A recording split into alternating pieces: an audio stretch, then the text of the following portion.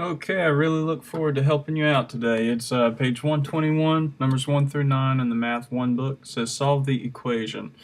Now remember, if you have if you're solving an equation, you're more than likely just going to go the opposite of the PEMDAS. Okay, so if you're looking at PEMDAS, add and subtract is the last thing to do, but now, since we're solving the equation, adding and subtracting is actually the first thing to do.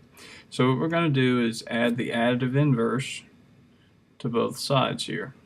We're going to be adding 24 to both sides. So negative 24 plus 24 equals 0, so they cancel out.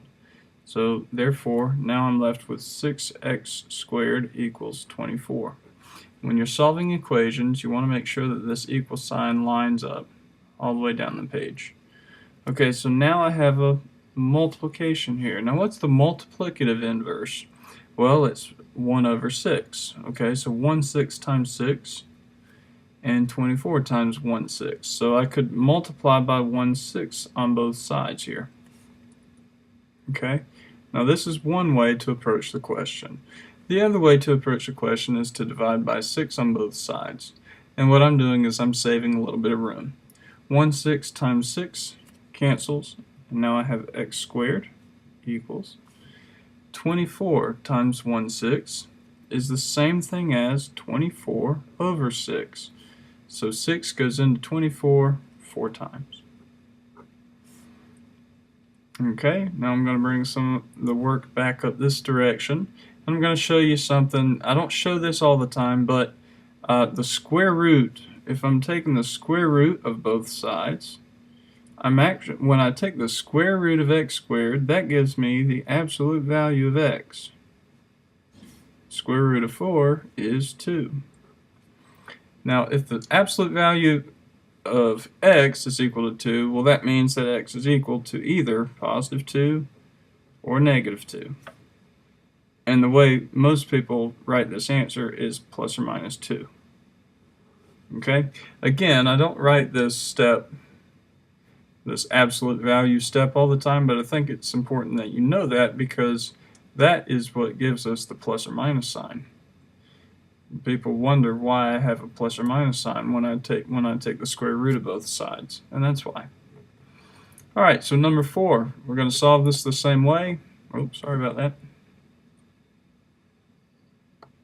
Okay, solve this the same way. We're going to add 60. 3x squared. And here's what I like to do. I like to say 80 plus 60. It's 140, 147. Okay? And some of you who just followed the last question with me would say to multiply by 1/3 on both sides.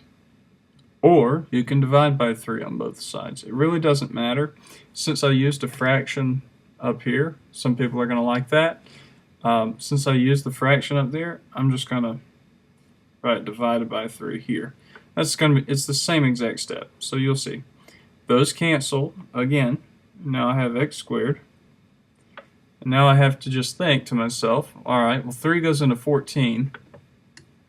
Well, let's see, 3 times 4 is 12 with a remainder. So 4, and then there was a remainder of 2. So now 3 goes into 27 9 times. X squared equals 49. Take the square root of both sides. X equals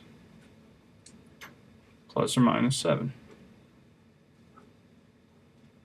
Now where did that plus or minus come from? I think I explained that in the previous question. Go back and look at it if you need to.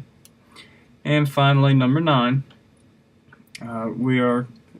It's still all you have is multiplication and addition or subtraction on this side. So all we're going to do is add the 1/2.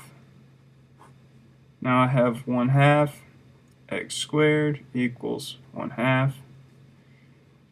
Alright, so it's a fraction, but it's still multiplied. So you could divide by 2 or divide by 1/2. And in this case, I think it's easier actually to just think of its multiplicative inverse. What would I multiply by to get this to equal 1?